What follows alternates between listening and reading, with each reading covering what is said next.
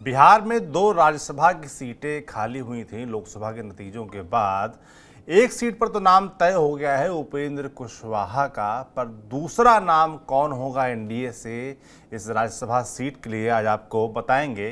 कुछ संभावित नाम, एक संभावना बहुत ज़्यादा है, एक नाम की चर्चा बहुत ज़्यादा है, वो आपको बताएंगे। और उस नाम की चर्चा कल भी हमने की थी नीतीश कुमार के उत्तराधिकारी के तौर पर, तो उनकी क्या भूमिका हो सकती है इस बारे में आपको बताएंगे।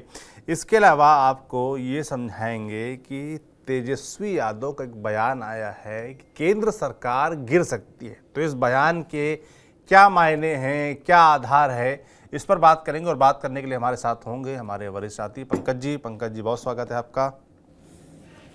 जी धन्यवाद, थैंक यू। एक तो क्लियर हो गया है उपेंद्र कुशवाहा, क्योंकि भाई कुशवाहा वोटरों को सहेजना है, वापस अपने फोल्ड में लाना है, ये क्लियर हो गया था। उपेंद्र कुशवाहा लगातार दबाव बना भी रहे थे, उनका दबाव काम किया और खुद बिहार के बीजेपी के नेताओं ने ये क्लैरिटी कर दी कि उपेंद्र कुशवाहा जाएंगे राज्यसभा। दूसरा नाम कौन हो सकता है, किन नामों की चर्चा चल रही है और किसका दावा मजबूत बताया जा रहा है पंकज जी? देखिए, आपको ये बता दें, जो दूसरा नाम बहुत ज़्यादा चर्चा में है, कल हम लोगों ने ये डिस्कस किया था कि मनीष वर्मा जो कि आईएएस अधिकारी रहे हैं और उन्होंने स्वेच्छा से सेवानिवृत्ति ले ली थी 2018 में जी। तो उसके बाद वो लगातार जेडीयू के लिए काम कर रहे थे, आपदा प्रबंधन के मुखिया भी थे। और आपको बता दें, इससे पहले वो नीतीश कुमार के सचिव भी रह चुके हैं। तो आप ये देखिए कि उनके ज्वाइनिंग की बात चल रही है। और अगर आप उस तरीके से देखें तो कहा जा रहा है कि राष्ट्रीय महासचिव संगठन भी बन सकते हैं। और राष्ट्रीय महासचिव संगठन के साथ साथ ये कहा जा रहा है कि उनको राज्यसभा भी भेजे जाने की पूरी संभावना है। अब आप समझ लीजिए कि दूसरा प्रत्याशी जो हो सकता है राज्यसभा का सदस्य, उसमें मनीष वर्मा का नाम जोरदार तरीके से लिया जा रहा है। अब सबसे बड़ी बात यही है कि मनीष वर्मा का नाम लेने का साफ मतलब है कि मनीष वर्मा को एक तो जेडीयू में फॉर्मली ज्वाइन कराना, उनकी ज्वाइनिंग विजय चौधरी और संजय झा कार्यकारी अध्यक्ष हैं उनके सामने होगी। और उसके बाद जब वो ज्वाइन करते हैं, राष्ट्रीय महासचिव संगठन बनते हैं, तो पार्टी की रीढ़ समझे जाएंगे। नीतीश कुमार के बेहद विश्वस्त हैं, उनके गृह जिला से आते हैं।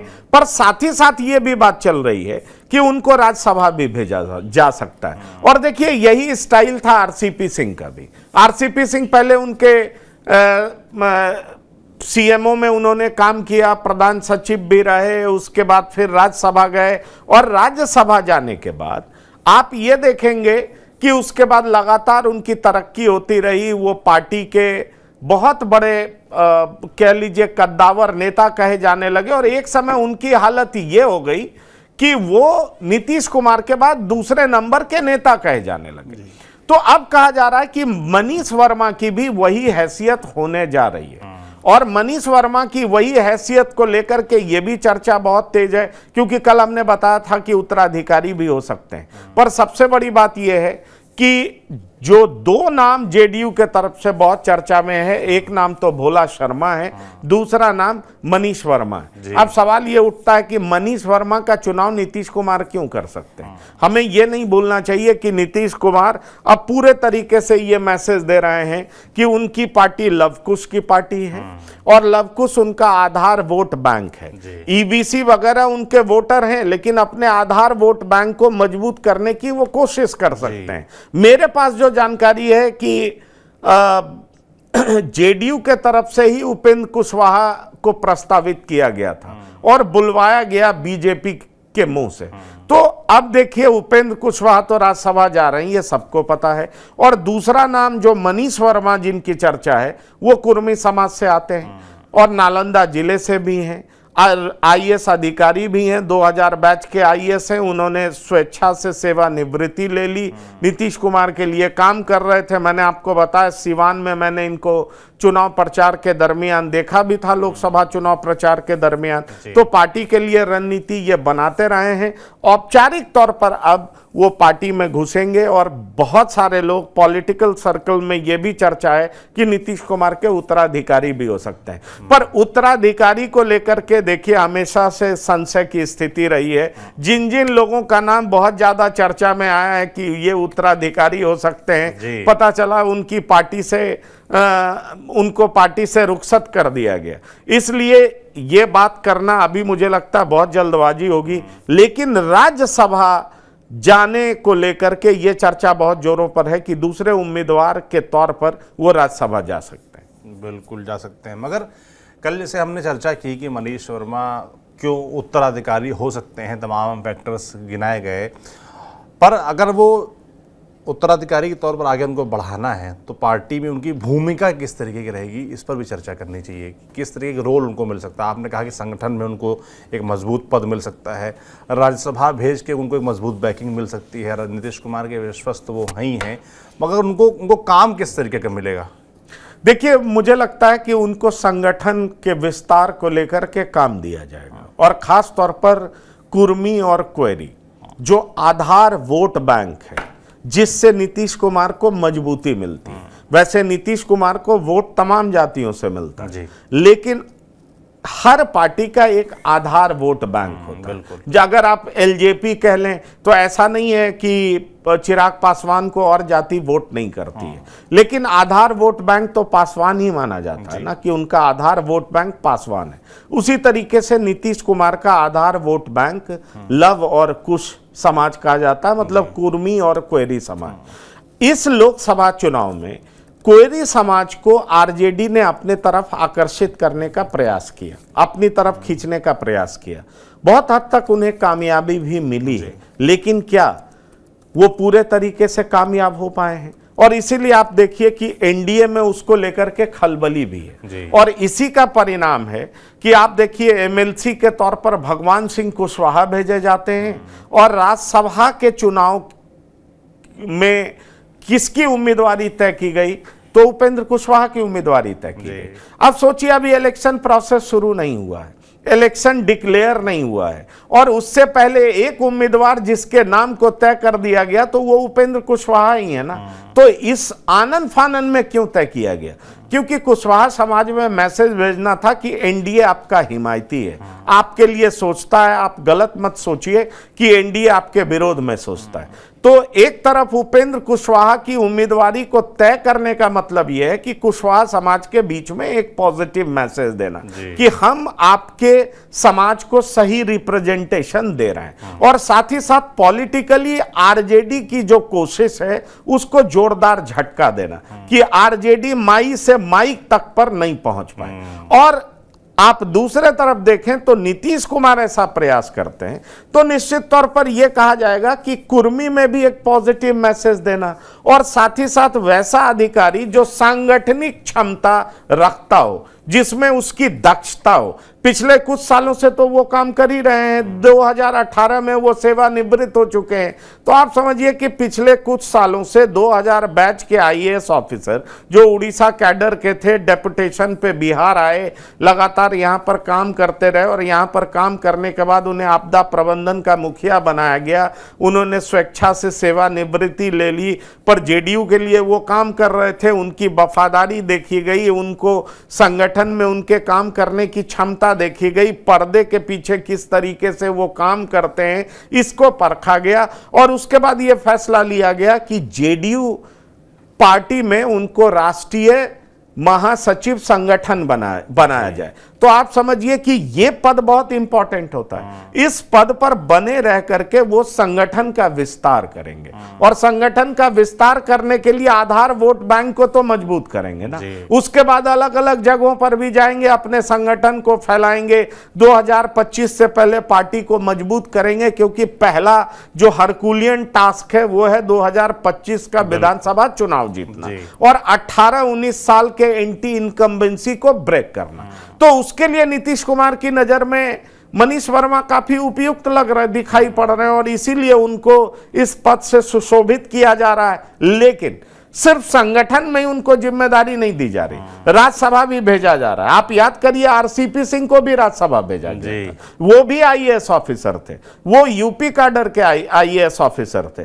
पहले आए और उन्होंने मुख्यमंत्री के कार्यालय में काम किया, मुख्यमंत्री के एडवाइजर रहे, उसके बाद उनको राज्यसभा भेजा गया और फिर फ्रंट पे लाया गया, वो राष्ट्रीय अध्यक्ष भी बने, फिर वो केंद्रीय मंत्री बने और केंद्रीय मंत्री बनते ही उनकी दूरियां नीतीश कुमार से बढ़ने लगी।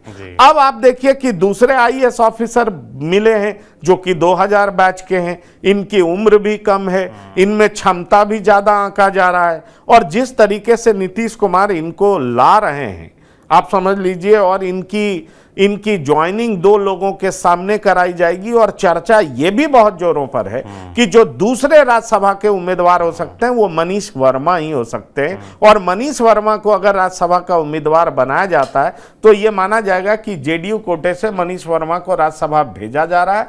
तो निश्चित तौर पर इनके पोटेंशियल को देख करके और भविष्य में जेडीयू को कौन लीड कर सकता है इसकी भी चर्चा इनके नाम को लेकर के बहुत ज्यादा पावर कॉरिडोर में हो रही है। बिहार में इनके नाम की चर्चा अब बहुत जगह होने लगी। बिल्कुल, चर्चा में नाम है मनीष वर्मा का। नजर रहेगी कि उनको आखिर क्या मिलता है, राज्यसभा जाते हैं कि नहीं जाते हैं, और संगठन में जो उनको पद देने की बात चल रही है वो उनको मिलता है कि नहीं, इस पर नजर हमारी बनी रहेगी। पर तेजस्वी यादव को बयान का बात कर लेते हैं। बड़ा चर्चा में है कि कैसे वो दावा कर रहे हैं कि भाई केंद्र सरकार गिरने वाली है, गिर सकती है, क्या आधार है इसका, पंकज जी ये समझना चाहेंगे, क्योंकि बड़ा बयान है। इस तरह की बातें सोशल मीडिया पर, मीडिया में, तमाम मीडिया संस्थानों में चलती रहती है, मगर नेता जब बोलता है तो फिर पूछा जाता है कि आखिर इसके पीछे क्या वजह है, क्या आंकड़े हैं, क्या गणित हैं। तो तेजस्वी यादव किस आधार पर कह रहे हैं? देखिए, नेता जब कुछ बोलते हैं तो यूं ही नहीं बोलते, उसका बहुत सारा आधार होता है जी। और वो कम से कम ये आधार तो जरूर होता है कि कुछ बयान के जरिए वो अपना आधार मजबूत करते हैं। ये बात आप जान लीजिए, विपक्ष में अपने विपक्षी पार्टियों में संशय की स्थिति पैदा करते हैं और अपना आधार मजबूत करते हैं। तो तेजस्वी यादव को आप देख लीजिए, लोकसभा चुनाव में वो बहुत ज्यादा नीतीश कुमार के खिलाफ आक्रामक नहीं दिखे थे, और यह चर्चा का विषय था कि आखिरकार तेजस्वी यादव या लालू प्रसाद यादव नीतीश कुमार के खिलाफ बहुत ज्यादा आक्रामक क्यों नहीं है। लेकिन जब रुपौली का विधानसभा चुनाव आया और तेजस्वी यादव कल प्रचार करने पहुंचे, तो आप देखिए कि तेजस्वी यादव बहुत ज्यादा आक्रामक दिखे नीतीश कुमार के खिलाफ। तो यह चौंकाने वाली बात है, और चौंकाने वाली बात इसलिए क्योंकि विधानसभा चुनाव आ रहा है। विधानसभा चुनाव में सामने खड़े कौन होंगे? तो नीतीश कुमार जी। और यहां पर भी विधानसभा चुनाव है, लड़ाई किसमें है? तो जेडीयू बनाम आरजेडी। कहने को आप एनडीए वर्सेस इंडिया कह सकते हैं, लेकिन लड़ाई तो दरअसल 2 पार्टी में है, वो जेडीयू बनाम आरजेडी। तो तेजस्वी यादव पहुंचते हैं और नीतीश कुमार के रवैये को लेकर के बहुत तरह की बात करते हैं। कहते हैं कि ये ना फंसते हैं ना फंसाते हैं, लेकिन ये सिर्फ वो कहते हैं। दरअसल क्या होता है? दरअसल वो कहते हैं कि हमारी जो कैंडिडेट है, उम्मीदवार है बीमा भारती, उसके पति और बेटे, नाबालिग बेटे, दोनों को एक हत्याकांड में फंसाया जा रहा है, और इस क्रम में वो अपने नाम की भी चर्चा करते हैं। एक हत्याकांड हुआ था पूर्णिया में, जिनमें इनको भी नामजद अभियुक्त बनाया गया था, लेकिन वहां के पुलिस ने जांच पड़ताल करके इनको क्लीन चिट दे दिया था। और क्लीन चिट दिया था तो ये कहते हैं कि उस आईपीएस अधिकारी को अभी तक शंट कर दिया गया। तो समझिए कि ये जो किया गया, वो कहना ये चाह रहे हैं कि निष्पक्षता से अब बहुत कम लोग काम करते हैं। दावा सरकार जरूर करती है कि ना हम फंसते हैं ना फंसाते हैं, लेकिन देखिए मेरे ही साथ क्या हुआ था। और ये सब कहते हुए कह दे रहे हैं कि ये जो सरकार आप देख रहे हैं, डबल इंजन की सरकार, वो स्टेबल नहीं। ये बात पहले लालू प्रसाद यादव ने कही कि अगस्त में सरकार गिर जाएगी। अब तेजस्वी यादव कह रहे हैं कि प्रधानमंत्री मोदी की सरकार गिर जाएगी। तो लोगों ने पूछा भाई कैसे गिर जाएगी, तो उसको भी उन्होंने बखूबी एक्सप्लेन किया। कह रहे हैं इस तरीके से गिर जाएगी कि नीतीश कुमार किसी के साथ बने तो रह नहीं सकते हैं, ये पलटू राम है, इस तरह की बात वो कह रहे हैं। और समझिए कि जिस तरह की संज्ञा वो पहले दिया करते थे, अब फिर से देना शुरू कर दिए कि चाचा और मतलब आप समझ लीजिए। तो निश्चित तौर पर वो ये कहना चाह रहे हैं कि नीतीश कुमार एनडीए में लंबे समय तक बने नहीं रहेंगे और इसलिए एनडीए अनस्टेबल होगी। नीतीश कुमार की क्रेडिबिलिटी पे जी सवाल हाँ, खड़े और क्रेडिबिलिटी पे सवाल उठाते हुए कह रहे हैं कि वो उसमें लंबे समय तक नहीं बनेंगे। जब विपक्ष में आते हैं तो स्पेशल स्टेटस की मांग करते हैं, जब सरकार में जाते हैं तो चुप हो जाते हैं। हम जब सरकार में गए तो हमने जातीय जनगणना कराई, अगर हम नहीं गए होते तो जातीय जनगणना नहीं होती। हमने इंश्योर किया कि जिसकी जितनी संख्या भारी उसकी उतनी हिस्सेदारी, इसलिए 75% का आरक्षण किया। लेकिन सरकार जो है सो कोर्ट में हार जाती है, तो समझिए ये जानबूझकर के सरकार पिछड़ों और अति पिछड़ों के खिलाफ काम कर रही है। मतलब अपने को बताने की कोशिश कर रहे हैं कि पिछड़े और अति पिछड़े का दरअसल मसीहा हम ही हैं, उनके कॉज के लिए हम ही लड़ते हैं। चूंकि नीतीश कुमार कहीं भी आज तक स्टेबिलिटी के साथ रहे नहीं है, इसलिए एनडीए सरकार में भी वो नहीं रहेंगे और जैसे ही ये हटेंगे सरकार गिर जाएगी। पहले लालू प्रसाद यादव ने अगस्त महीने का जिक्र किया था, तेजस्वी यादव ने महीने का जिक्र तो नहीं किया, लेकिन कह दिया कि एनडीए सरकार गिरेगी और इंडिया की सरकार बनेगी। बिल्कुल। तो एक बयान से मतलब एक तीर से कई निशाने साधने का प्रयास कह सकते हैं तेजस्वी का, कि कैसे वो बीजेपी और केंद्र पर दबाव बना रही कि आपकी सरकार खतरे में है, गिर सकती है, और कैसे नीतीश कुमार की क्रेडिबिलिटी दांव पे लगा रही है आने वाले विधानसभा चुनाव को लेकर, और संदेह पैदा कर रही है जनता के मन में नीतीश कुमार को लेकर और इस एनडीए की जो हाल में बनी जोड़ी है उसको लेकर। तो मुझे लगता है मकसद लंबा है, ना सिर्फ अभी का है, विधानसभा चुनाव के लिहाज से भी तेजस्वी प्रयास कर रहे हैं मैसेज देने का। बाकी मैसेज कितना पहुंचता है जनता तक ये देखने वाला होगा, और लगातार हमारी नज़र बिहार और बिहार के पॉलिटिक्स पे ऐसे ही बनी रहेगी। आप देखते रहिए TV9 डिजिटल। शुक्रिया।